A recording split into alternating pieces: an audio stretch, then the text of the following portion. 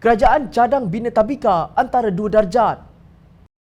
Tidak lama lagi rakyat akan menyaksikan penubuhan Taman Bimbingan Kanak-kanak atau tabika elit yang dikendalikan oleh Jabatan Kemajuan Masyarakat atau KEMAS. Timbalan Menteri Pembangunan Luar Bandar 1, Datuk Seri Abdul Rahman Mohamad, dilaporkan berkata kertas cadangan mengenainya sedang diperinci sebelum dibawa ke mesyuarat Kabinet untuk penilaian. Katanya jika dipersetujui Kabinet, rang undang-undang RUU Tabika itu akan dibentangkan di Dewan Rakyat untuk kelulusan.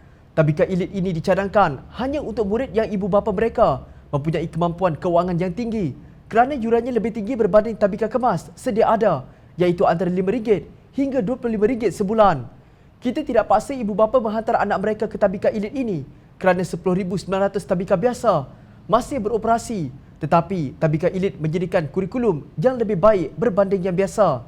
Jika Kabinet bersetuju, kita akan wujudkan projek perintis di kawasan tertentu khusus untuk ibu bapa daripada M40, katanya seperti dipetik Berita Harian.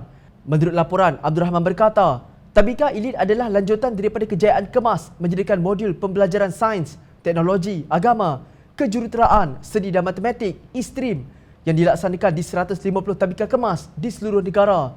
Modul itu diterapkan dalam konsep kelas pintar dalam pembelajaran awal kanak-kanak abad ke-21 di tabika berkenaan, katanya.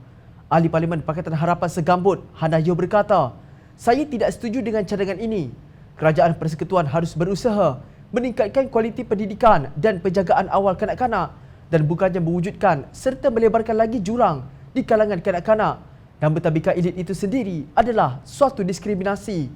Beliau berpendapat sekiranya kepimpinan baru dalam Kementerian Pembangunan Wanita, Keluarga dan Masyarakat tidak memainkan peranan utama dalam membincangkan perkara ini, ia benar-benar membazirkan wang rakyat dan akan mewujudkan jurang yang lebih besar di kalangan anak-anak di luar bandar.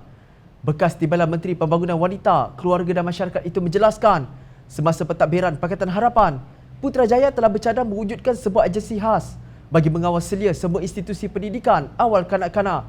Ini kerana pada masa ini, semua institusi tersebut ditadbir oleh kementerian yang berbeza. Taska atau Pusat Jagaan Kanak-kanak berada di bawah Jabatan Kebajikan Masyarakat JKM dan Kementerian Pembangunan Wanita, Keluarga dan Masyarakat. Sementara Taman Didikan Kanak-kanak Tadika berada di bawah Kementerian Pendidikan. Tabika berada di bawah Kementerian Pembangunan Luar Bandar. Sementara Kementerian Perpaduan pula memiliki Taska Perpaduan Taman Asuhan Kanak-kanak Perpaduan, ujarnya. Menurut beliau, ketika itu pihaknya sudah mengadakan pertemuan dengan keempat-empat kementerian tersebut dan mencadangkan ianya diserahkan kepada Kementerian Pendidikan. Tujuannya adalah untuk melancarkan peralihan ketika kanak-kanak berusia 7 tahun. Cadangan ini juga sebenarnya selari dengan idea penubuhan agensi kanak-kanak yang akan menjadi satu-satunya pihak yang mentadbir dan mengawal selia hal ehwal kanak-kanak.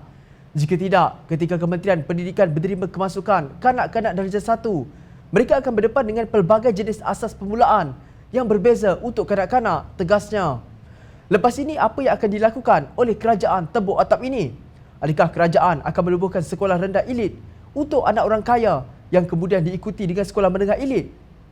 Mungkinkah kita juga akan mendapat kolej dan universiti elit? Justru, apa terjadi kepada anak-anak orang Melayu miskin di luar bandar? Adakah mereka akan dibiarkan membesar dengan serba kebebalan untuk menjadi walaun dan macam parti saja apabila dewasa? Cadangan tabika elit ini bersifat ad hoc, tergesa-gesa dan bukanlah penyelesaian yang komprehensif untuk pendidikan dan penjagaan awal kanak-kanak.